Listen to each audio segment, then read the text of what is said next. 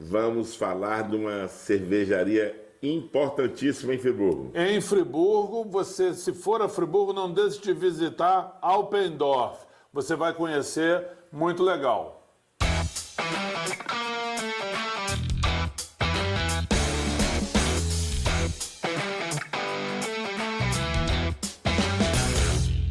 Cervejeiro por aí, eu, Eduardo Moreira. Sérgio do Coreta. Sérgio, eu fui a Friburgo e tem uma loucura. Antigamente eu ia lá só para comprar queijo, comer umas delícias que a vaquinha proporciona pra gente. Mas agora tem uma cervejaria lá, meu irmão, que o bicho tá pegando. É verdade. E é em frente. É mesmo. Cervejando por aí vai te proporcionar agora uma viagem a uma cervejaria em Friburgo. Você que pensa só que Friburgo tem chocolate e queijinho, tá desenganado, gente. Enganado. É rota de cerveja e da melhor qualidade. Vamos falar com quem? Gabriel Troller, presidente da Alpendorf, cervejaria artesanal em Friburgo. E ele tem Ele vai falar melhor, tá? Mas eu já vou adiantar, fazer um pequeno spoiler. 23 torneiras de cerveja para você experimentar. Variáveis, aumenta ou diminui? Vá de van. Vá de van, porque o bagulho Vai de van, vai de carro, bicicleta, cavalo, mas não vai dirigindo não, irmão, porque vai ficar ruim pro seu cavalo. E ó, é ele e o irmão dele que eu tive o prazer de conhecer, o irmão dele também. Fala, Gabrazinho, tudo bem, meu irmão? Tudo bem, pessoal? Obrigado mais uma vez por me receber aqui. Fico muito honrado em poder participar mais uma vez do programa, que eu gosto muito. Estamos aqui agora para falar um pouquinho de Alpendorf. Alpendorf. Esse nome eu perguntei a vocês aí, né? Seu irmão respondeu com muita... olha, foi um nome que é de família, né? Na verdade, assim, a gente tem a ver com família, mas não diretamente ligado à nomenclatura da família. Quando a gente começou a fazer cerveja em casa, a gente gostava de brincar, né, e tudo mais. E meu pai mora numa vilinha, né, numa rua sem saída que parece uma vila. E a gente queria agregar um pouco essa questão já desde antes da gente ter uma empresa. A gente já foi pensando nessas coisas, né? Você vai viajando, vai fazendo cerveja, fica sempre viajando. Então a gente falou, vamos dar um nome para ela, mas vamos ter a ver com as nossas origens, né? Então tem essa ascendência da cidade, da família suíça, alemã e italiana. E a gente falou, a Suíça vai sempre puxar para o lado do chocolate, do queijo. A italiana não está muito ligada à cerveja, né? Até mais ao vinho. Então vamos ter que adotar uma identidade mais alemã. Então, como a gente fazia cerveja na vila, quando a gente brincou com o nome, acabou virando Bierdorf. Seria cerveja da vila. Aí, beleza, passamos lá os nossos 3, 4 anos fazendo cerveja em casa, brincando com isso. Quando a gente resolveu levar a Vera, a gente foi registrar o nome. Quando a gente foi registrar o nome, a gente tinha acabado de dar entrada no INPI. Recebemos a resposta que um mês antes uma empresa tinha feito o registro com o nome Bierdorf. Aí ficamos meio órfãos assim, mas rapidamente a gente pensou, esse Dorf é legal, vamos manter na linha da vila, tem a ver com a cidade, e aí foi muito levando para o que a gente tenta levar, que é levar o nome da nossa região adiante. Então, a gente está em Friburgo, que é uma vila entre as montanhas, aí vem o nome de Alpendorf, seria Vila Alpina, o vilarejo dos Alpes, que indiretamente você acaba levando a cidade junto, você cria aquela ideia de relacionado à serra, à montanha, então no nome, e não está o nome com o nome cerveja direto, então não fica cansativo aquela coisa de beer, cerveja, não sei o quê. E aí no começo a gente ficou meio estranho e tal, mas logo que a gente mudou o nome, a gente fundou a cervejaria, a gente entrou para a rota e acabou participando do primeiro mundial nosso. E para nossa surpresa, como a gente botou uma cervejaria que começa com A, quando saiu o tap list do mundial, a gente era o primeiro. Então, assim, foi uma grata surpresa. E você vê como cerveja é cultura. Eu morreria sem saber que o Dorf era vila. Você sabia? Alemão não sabia não. Sabia não. Tá vendo? Você deu uma aula agora, você deu uma verdadeira aula. O Alpen eu sabia que Alpen era, tem a ver com Alpes, né? Com montanha. Exatamente. Inclusive, isso que você falou é certo. Friburgo é uma vila dentro de uma cadeia de montanhas. Você, para chegar a Friburgo, você sobe e desce, e para sair você sobe e desce do mesmo jeito. Então, essa questão de subir e descer é bom por muitas coisas, porque nos dá um visual, um clima diferenciado, né? Uma coisa, e ao mesmo tempo é ruim por conta das chuvas, né, cara? Isso é uma coisa que a gente acaba sofrendo um pouco sempre por conta de... além de chover muito no verão, tem essa questão das enchentes, né? Porque toda a água corre para o mesmo lugar. Mas, assim, felizmente isso é menos, não é tão frequente. Infelizmente a gente tem na nossa história em 2011 para deixar, não foi só Friburgo, né? Mas foi pior aqui, para deixar aquela cicatriz marcada, mas a gente está aqui para falar de coisa boa, então vamos falar de serviço. Mas, Gabriel, independente de Friburgo, Teresópolis e Petrópolis, né, que são cidades serranas, mesmo com tudo isso que você falou, tem uma população maravilhosa, uma população que é unida, né, que tem uma qualidade de vida fantástica. E você botou 23 torneiras. Eu queria que você explicasse isso aí, meu irmão, porque isso é um caminho para o paraíso, Sérgio. É o portal do paraíso. É para passar 2 semanas lá sem celular. E literalmente parece um portal, porque o nosso TEP lá é um fundinho de madeira assim, né, escavado na parede. Então, de fato, lembra um portalzinho mesmo, um portal para a dimensão da felicidade. Então, assim, eu sempre gostei muito de inovar, de variedade, né? Então, quando a gente começou a empresa, a gente foi participando de evento. Era uma empresa muito pequena, a gente tinha 2 tanques de 600 litros só no começo, então não tinha como variar demais, não tinha tanto barril, não conseguia esvaziar às vezes os 2 tanques ao mesmo tempo.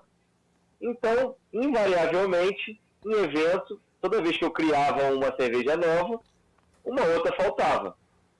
Então, a gente aprendeu, os nossos clientes se acostumaram a buscar mais a novidade do que necessariamente a repetição. Então, é claro que, com a evolução da cervejaria, a gente tem aquelas bases, né, que sempre tem, e você vai mudando. Então, ficou uma coisa muito clara, foi uma coisa que aconteceu naturalmente, assim, eu sempre gostei de inovar, por isso aconteceu, mas não foi uma coisa que eu pensei propositalmente. Então, as pessoas, todo evento que a gente fazia de rua, as pessoas vinham e falavam, pô, qual que é a novidade dessa vez? Qual que é a novidade dessa vez? E vou falar para vocês, a cara de decepção que eu via nas pessoas, quando não tinha nenhuma cerveja diferente, eles bebiam as que eles gostavam, mas era decepcionante a cara que eles faziam para mim de não ter uma novidade. Aí eu falei, não posso fazer isso com as pessoas, não posso.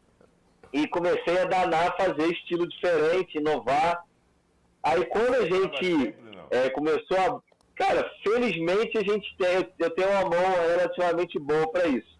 Nem sempre fica dentro do estilo, assim, exatamente fiel, e nem sempre é a melhor cerveja que eu já fiz. Mas é uma coisa engraçada, né? Toda vez que a gente cerveja numa escala um pouquinho maior, e geralmente eu não faço muito teste não, tá? Eu já vou na panela direto, grande, já faço lá pelo menos uns 300 litros da cerveja.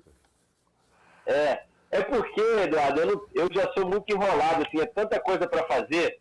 Quando você está numa micro cervejaria, você vende, você limpa, você faz cerveja, você lava barril, você tem que fazer evento.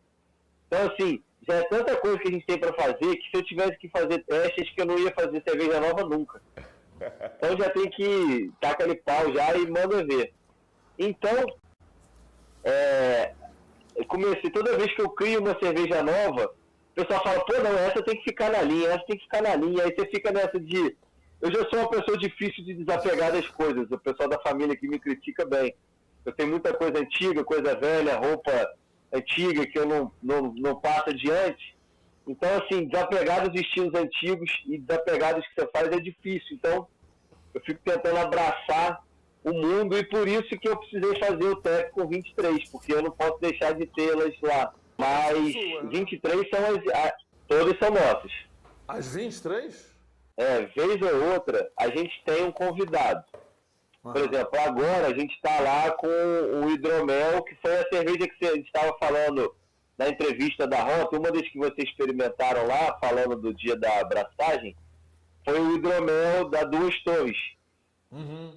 Muito bom. Que é um bragô, que eles chamam. Isso a gente tá com ele no TEP agora. A gente, sempre que tem a cerveja colaborativa da Rota, a gente coloca ela também. Mas, assim, normalmente são cervejas todas nossas. Assim, 90% do tempo são nossas cervejas que eu todas. quero te perguntar. Eu vou fazer questão de perguntar. A número 10. Kentucky Common. Kentucky. O que é? Então, Kentucky é um estilo americano, um dos 3 estilos originários americanos, né? Que são a Cream Ale, a Kentucky Common e a California Common. Inclusive, a nossa Kentucky Common é a melhor do Brasil, modéstia à parte. Ela já tem prêmios, já tem 3 prêmios já nacionais, 2 no Brasil Beer Cup e 1 em Blumenau. Então, assim, mesmo ela não teve medalha de ouro, mas não teve nenhuma medalha acima dela, né? Então, ela é a Kentucky mais premiada do Brasil. E ela é uma cerveja, assim, vou dar uma explicaçãozinha rápida. Tinha uma Common Ale, que era ale comum lá, que seria, vamos dizer, a Pale Ale dos Estados Unidos, né? A Common Ale, que seria uma cervejeirinha levinha, tipo uma substituta para Pilsen, né? No caso. Só que lá nos Estados Unidos, um país continental, né? As coisas vão se derivando para as regionalidades. Então, a Common Ale, em alguns lugares acabou virando a Cream Ale, que era uma cerveja leve, com adição de milho, né? Uma cervejinha para combater a Pilsen. Na Califórnia, que tem, é um local que tem a tradição da produção de lúpulo, a Common Ale acabou virando a Califórnia, que é uma cerveja já puxando mais pro lúpulozinho, já mais semelhante a uma Pale Ale, quase uma APA, né? Sim, né, em questão de sabores. E na região de Kentucky, tinha muito imigrante alemão e muito milho. Então, a história diz que os imigrantes alemães gostavam do maltezinho mais tostado. Então, ela é uma cerveja que vai ter um caráter maltado um pouquinho mais pronunciado, uma tostazinha, lembrando assim uma casca de pão, aquele pãozinho mais moreninho, né? Uma casquinha de bolo, né? Não o sabor do pão necessariamente, mas aquela sensação da tosta, né? E ela leva milho, né? Então, assim, ela foi uma cerveja legal hoje, estava falando como eu gosto de inovar. Ela surgiu como uma maneira de homenagear um amigo nosso, o Sérgio Knust, guitarrista famosíssimo aqui de Nova Friburgo, que fez parte daquela banda, vocês devem conhecer, vocês têm um pouquinho mais de idade que eu, que é a banda Yahoo, dos anos 80, uma banda de rock. Então, ele era o guitarrista da Yahoo, era um guitarrista super famoso, ele ganhou Grammy Latino, passeou em vários estilos musicais, né? Era um baita de um músico friburguense, ele estudou com meu pai na escola. Então, ele voltando para o Friburgo, a gente começou a acelerar o processo de construção de um palquinho ali no nosso Beer Garden, porque ele, não, vamos fazer música.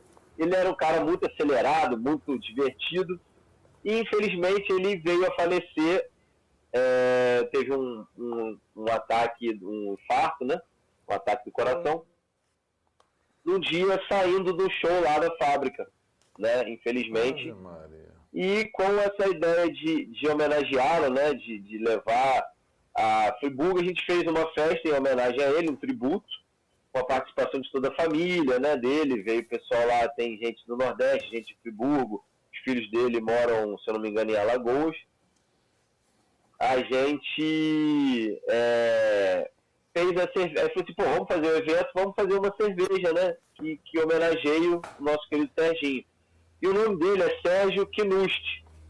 Falei, cara, que cerveja que eu vou fazer? Tava sem saber, ainda tava meio abalado ainda com a com a perda dele, né? Falei, pô, vou puxar pelo K aqui. Que estilo que tem K. Kentucky. Aí a primeira que eu achei foi a Kentucky. E o mais engraçado, cara, é que a Kentucky, ela é uma cerveja histórica, né? Quase foi extinta nos Estados Unidos, na época da Lei Seca. E ela era uma cerveja que era feita rápida. Eles faziam a cerveja e mandavam para o bar já no barril ainda fermentando. Então, era uma cerveja que às vezes você experimentava no decorrer do tempo, ela estava em mutação. É tipo isso, exatamente. E ela ainda estava em mutação, então você experimentava num dia ela ia estar com sabor, daqui uns dias ela ia estar um pouco diferente. E era uma cerveja feita rápida. Então, assim, 5, 7 dias ela já estava mais ou menos apta para consumo. Então, assim, não é como a gente faz aqui, a nossa respeita aquele processo mais longo um pouquinho, mas combinou exatamente com o Sérgio, que era uma pessoa muito dinâmica, muito corrida, muito acelerada. Então, assim, quando eu fui ler a história da cerveja, eu falei, cara, perfeita, é essa cerveja. Então, assim, a gente fez a Kentucky, a galera se apaixonou, é claro que o fator emocional da cerveja contribuiu para isso, mas o pessoal falou, essa não pode deixar de ter, não pode deixar de ter. Quando a gente foi participar de Blumenau ou de Florianópolis, a gente falou, pô, a gente já tinha ganhado uma medalha com outra cerveja, que a gente pode falar daqui a pouquinho. Falou, pô, vamos mandar essa porque acho que tem tudo a ver. E batata foi premiada já 2, 3 vezes. E eu dei maior sorte de perguntar, né? Número 10. Acertou em cheio. Uma história 10, uma homenagem maravilhosa. Pô, legal, dei legal. maior sorte, né? Que fui no... Deixa eu te perguntar um negócio. Você falou que essa Kentucky, ela leva malte e leva milho. Então eu estou partindo do princípio que o cervejeiro da Alpendorf não tem essa ojeriza ao não puro malte. Tô certo ou tô errado? Não, sim. Certíssimo, cara. Eu sou o cara que eu sou do livre... da livre degustação. Tem um amor livre, né? Eu sou da livre degustação. Exatamente. Então, assim, cara, eu vou te falar. Quando a gente começa a fazer cerveja em casa, a gente cria um pouco essa ideia do não, tem que ser puro malte, às vezes por desconhecimento mesmo, tá? Na minha opinião, isso é um pouco do marketing, né? Assim, foi uma maneira que as cervejarias conseguiram diferenciar uma cerveja mais barata, né? Mais com os ingredientes um pouco inferiores de uma cerveja que talvez, na ideia deles, era uma cerveja com uma riqueza maior de insumos. Mas isso acabou virando uma coisa tão aberta, tão banal, que perdeu um pouco do sentido, né? Da ideia inicial de se falar sobre a lei de pureza. Falou, pô, não, são ingredientes selecionados e acabou virando, essa é um indicativo de que essa só não tem milho. Mas, cara, a ideia é que não necessariamente só porque ela é malte puro que ela é boa, né? Sim, existem milhos muito melhores do que malte. Não dá pra você...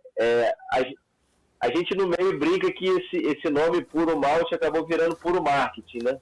Puro marketing. Não, inclusive eu puxei esse assunto pelo seguinte, porque tem muita gente que inicia no mundo cervejeiro, principalmente o cara quando começa a descobrir que existe uma diferença entre aquele negócio que você chamava de cerveja e o que a gente chama de cerveja, e aí o cara fala assim, eu só bebo puro malte. Eu só bebo puro malte. Como se para ser cerveja precisa ser puro malte. Além do mais, malte não é um cereal, é um processo térmico, tá certo? Exatamente. Não é puro malte, seria pura cevada, então. Mas o Marcos é fogo. Deixa eu te falar, Gabriel. Então, eu vi aqui...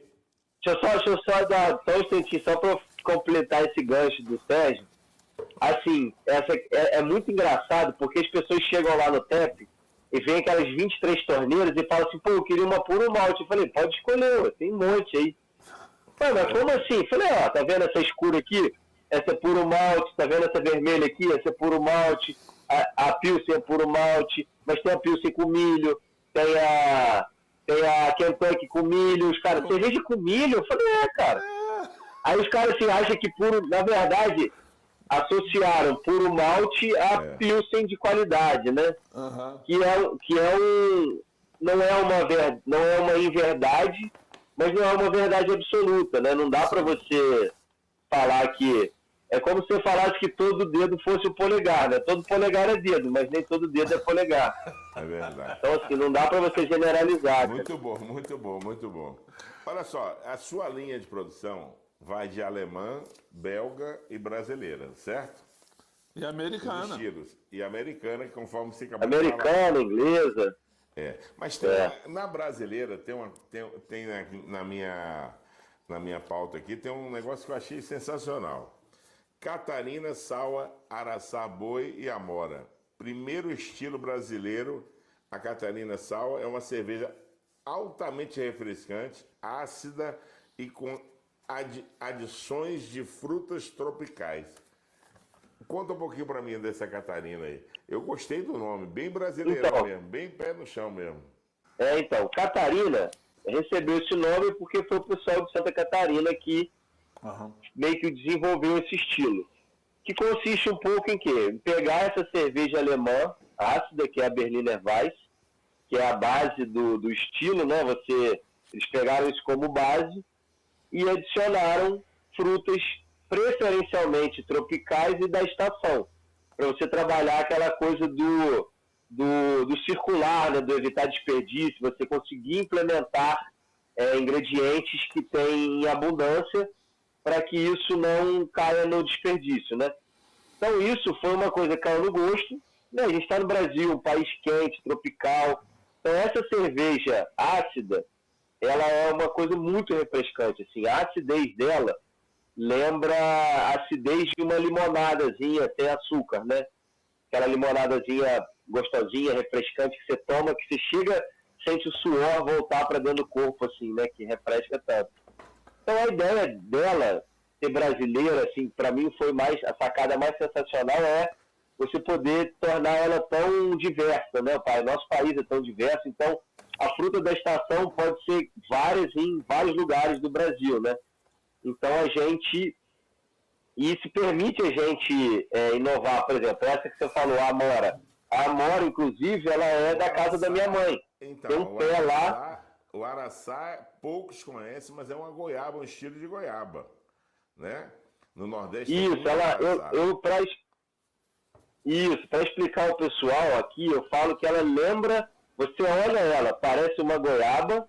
Quando você come ela, a consistência é de goiaba, aqueles carocinhos da goiaba, mas ela tem um gosto que parece o filho de uma goiaba com maracujá. Essa é a minha percepção do Araçá Boi. E é branca, né? Geralmente é branca, né? O interior dela é branca. É branquinha, né? é branca, isso, é um branco amarelado, assim, meio bege. Isso, é uma goiaba falsificada, vamos dizer assim. Isso.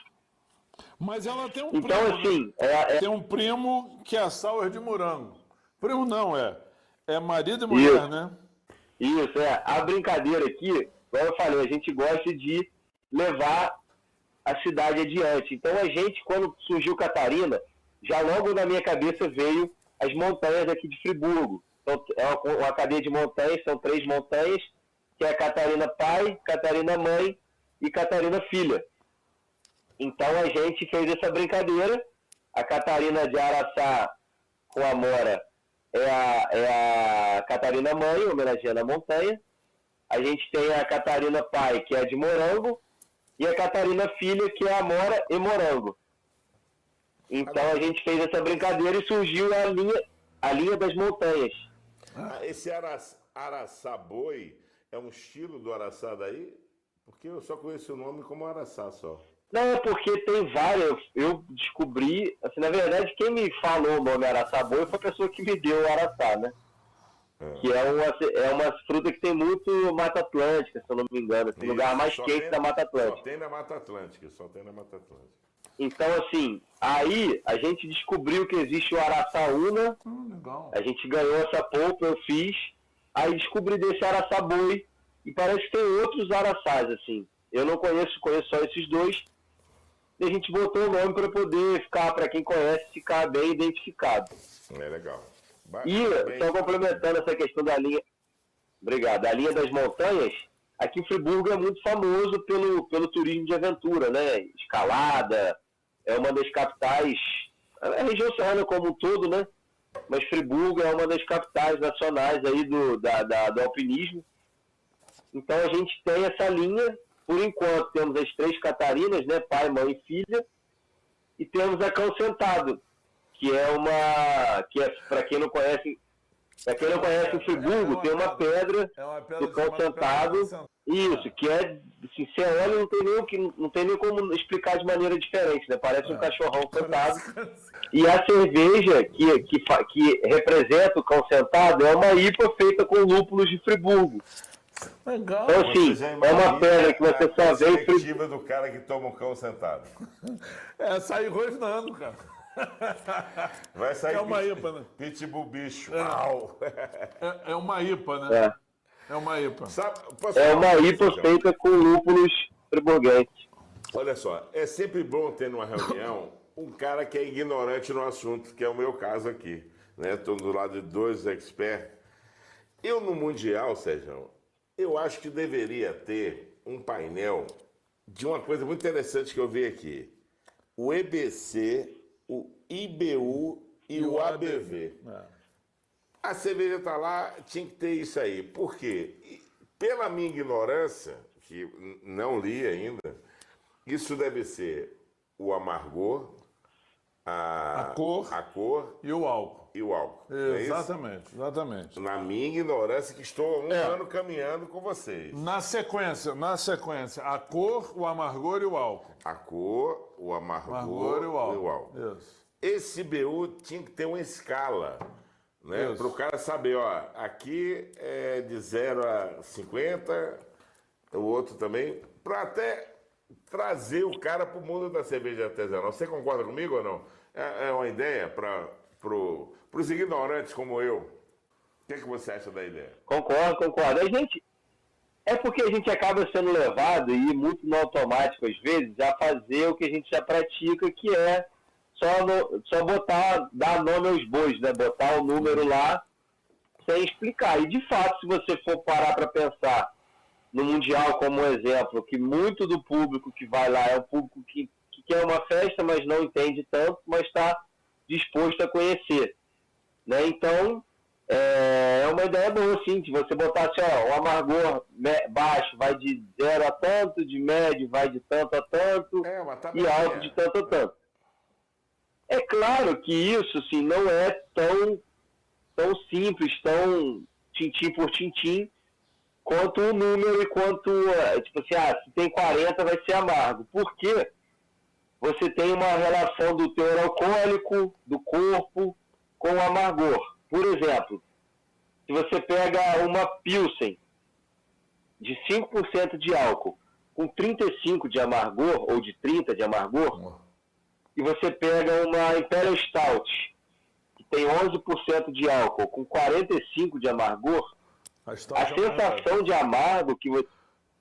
A Stout vai ser menos amarga do que a Pilsen. Muito.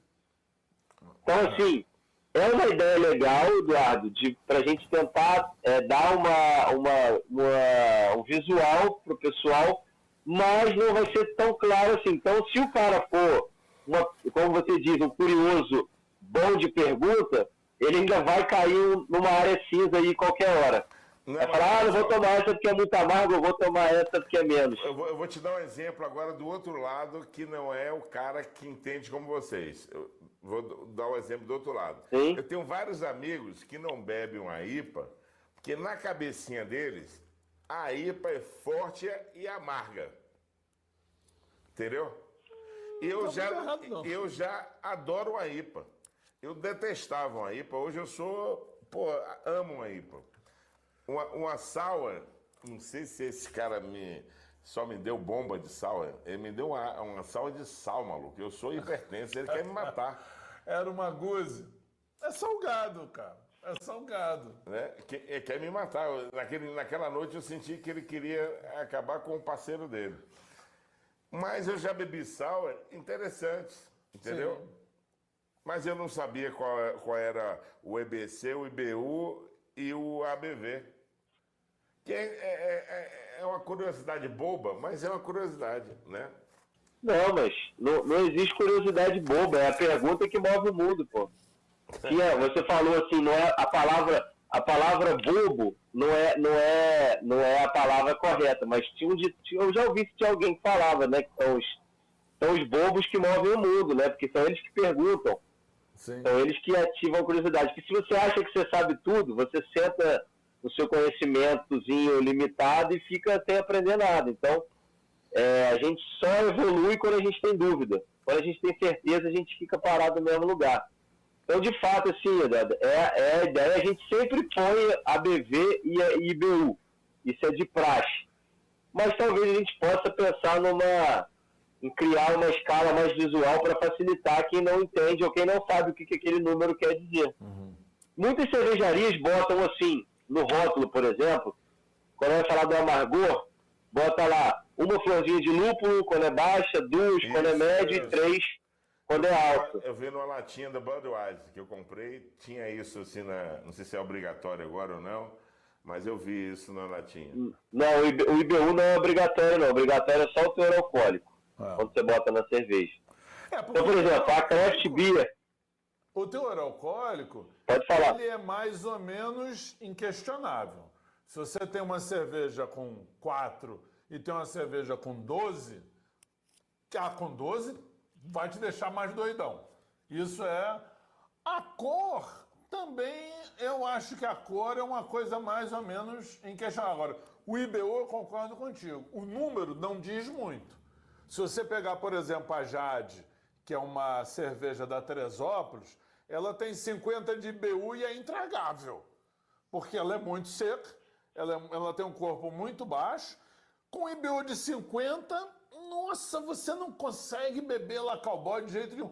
E como você falou, pega uma Imperial Stout com 45, 50 de BU e você bebe ela tranquila, não sente aquela pancada de amargor. Então, o IBU realmente não é um número que mede assim perfeitamente o índice de amargor. Agora, de repente, uma florzinha, 2, 5 florzinhas de lúpulo, meu irmão, vai devagar porque você amarga pra dentro dela. Você quer ver uma coisa, Gabriel? A gente conhecia um cara de São Paulo, do Papinho, né?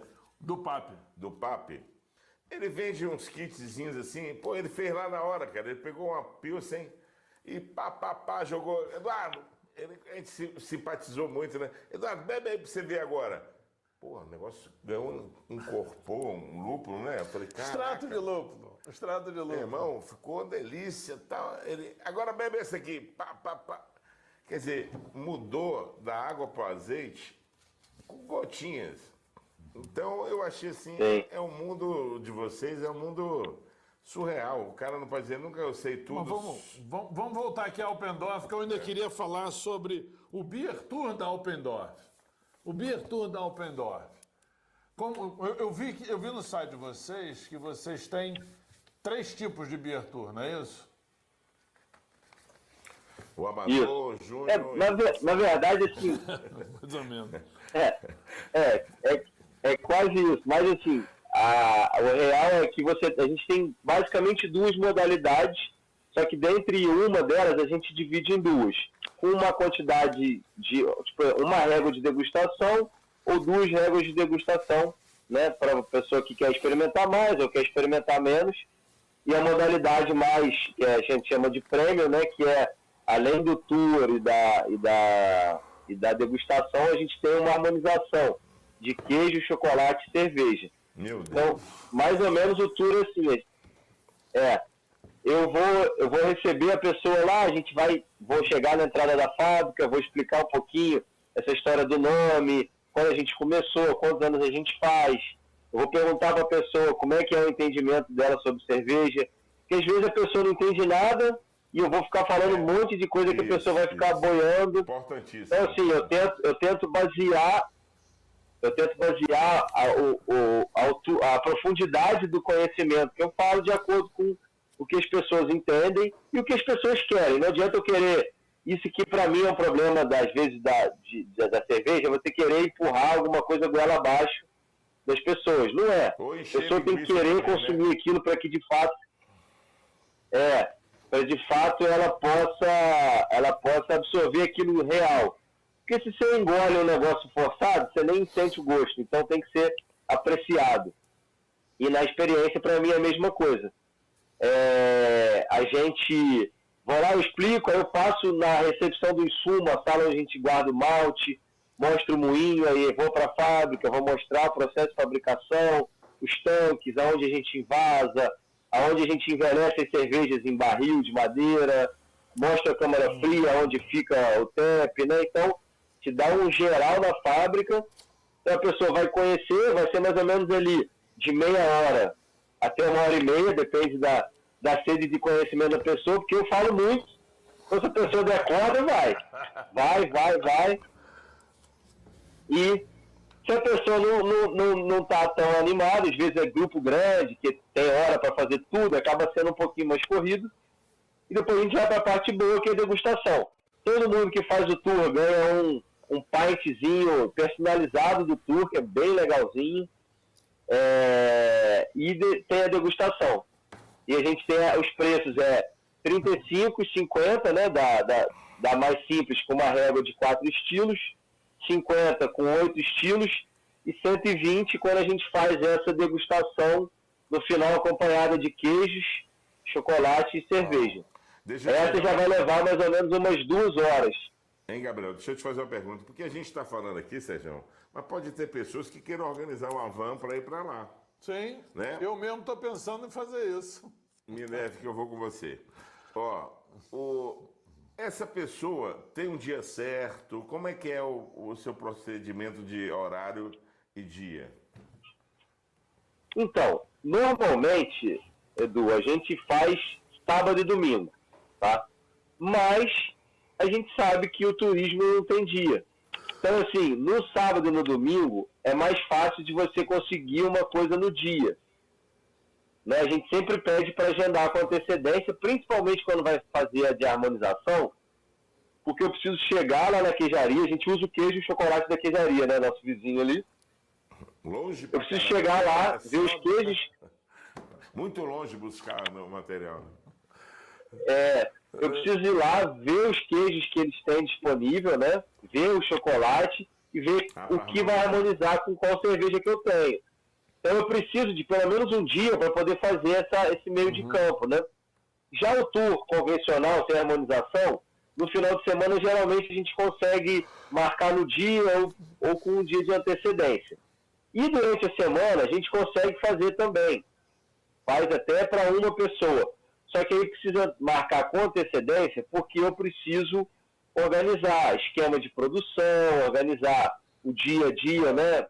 Como eu disse, a gente faz tudo, a gente bate o escanteio e corre para cabecear, então eu tenho que estar lá para poder receber também. Então, assim, eu faço com o maior prazer, que eu acho que isso é de grão em grão que a gente vai fazer esse mercado turístico cervejeiro crescer.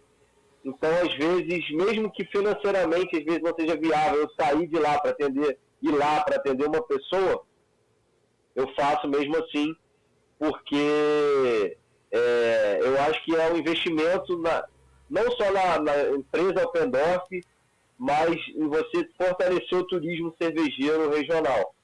Então, assim, final de semana é mais tranquilo de conseguir, dia de semana possível, porém com agendamento. Legal. Inclusive eu estava pensando, conversando com a Neile, da gente... Fechar uma van e levar Não, ou fechar uma van, ou a gente ir buscar uma pousadinha e ficar um final de semana em Friburgo, e no sábado, de repente, na Alpendorf, e no domingo, lá naquele cara que tem um bike, que tem um parque bike lá também, que é legal. Eu não esqueci o nome da cervejaria, mas a gente vai entrevistar ele também. É o Sanandu dele. Então, deixa eu te falar assim. Eu acho que vocês vierem só o final de semana para ir em 2 lugares, eu acho que vocês vão se arrepender. Porque eu já recomendaria vocês virem na sexta, porque, cara, tem muita experiência turística cervejeira legal aqui em Friburgo. Tem o Sanandu, que é muito legal, do Bike Park, é um lugar lindo. Tem a Barão, que, é uma experiência de tour muito legal, também é um lugar alto, você vê a vista da cidade muito bonita. Tem o Alpendorf, tem o Ranch, que eu falei, que ele tem um restaurante muito legal, é uma vibe de invenção de estilos, é uma coisa muito descontraída. Vamos ver mais quem em Friburgo. Tem a Lumiarina, que tem um bar legal em Lumiar. Esse eu fui. Lumiarina eu fui. Eu fui, inclusive, mandei fotos pro Sérgio lá, muito legal. Comi um peixe lá, uma truta maravilhosa. Isso, eles estão até reformando para fazer. E numa sexta, pegar uma pousadinha, ficar de sexta para sábado, sábado para domingo, domingo volta. Vamos você tem que dar uma dica de uma pousada boa aí, boa. Porque quem não conhece com certeza, isso aqui é onde não conhece. Isso é tranquilo pra gente. E aqui vai ter muito lugar legal para fazer. Essas cervejas que estão lá no site de vocês, eu contei 15 estilos entre alemães, belgas, brasileiras e americanas. Essas você tem em garrafa? Então, como a gente tenta ter, Sérgio, geralmente 6 estilos base que a gente sempre tenta ter certo, né?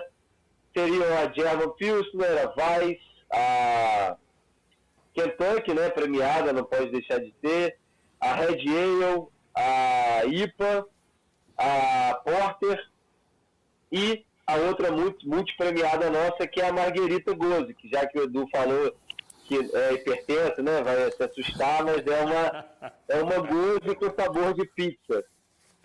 Que ela também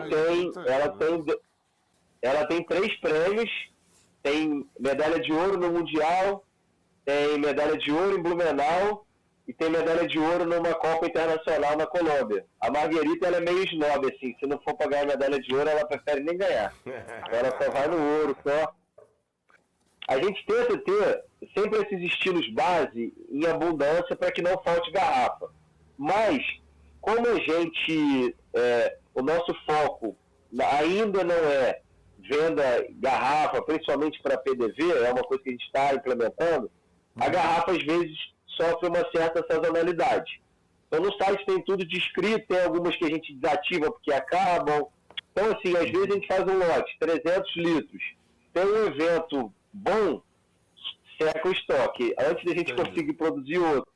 E como tem que fazer muita variedade, às vezes você fica num gap aí de um mês e pouco para você conseguir ter ela pronta.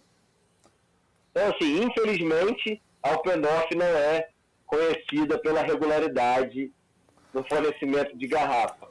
A gente falha um pouquinho.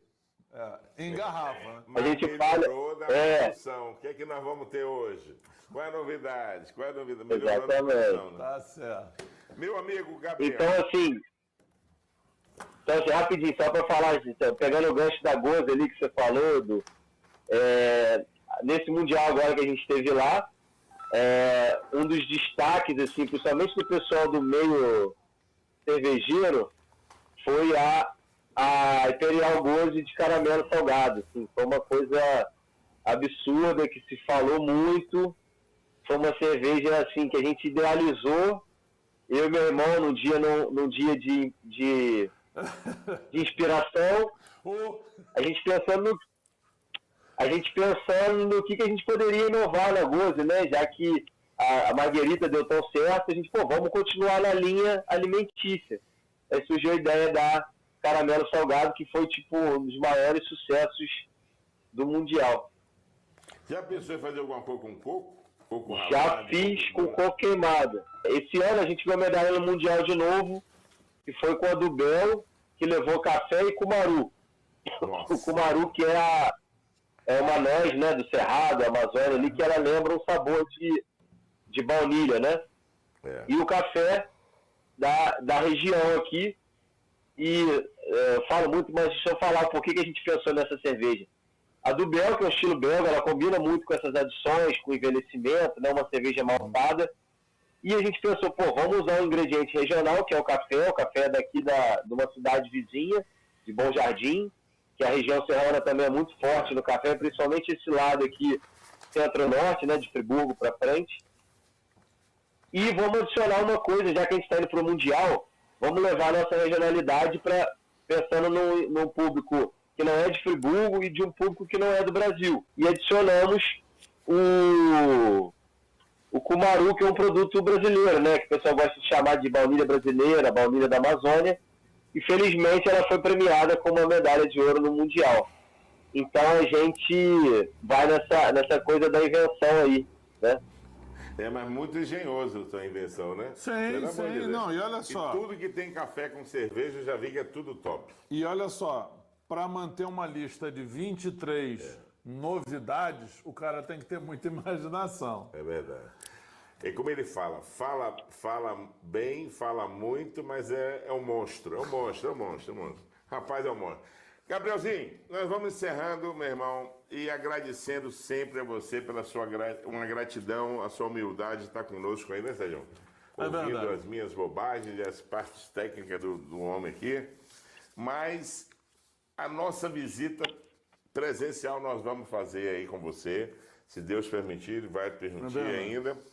E o mais interessante, eu queria que você finalizasse passando a mídia digital de vocês aí, né, a cerveja de vocês, porque eu tenho certeza que vai chover um monte de vans aí querendo visitar, porque eu aconselho o pessoal de van ou com carro, o motorista da rodada, né? Exatamente. É difícil aqui nesses três, só se ela não jurar. É o motorista, né? Só se a Neide jurar que não vai tomar nada, a gente vai. Né?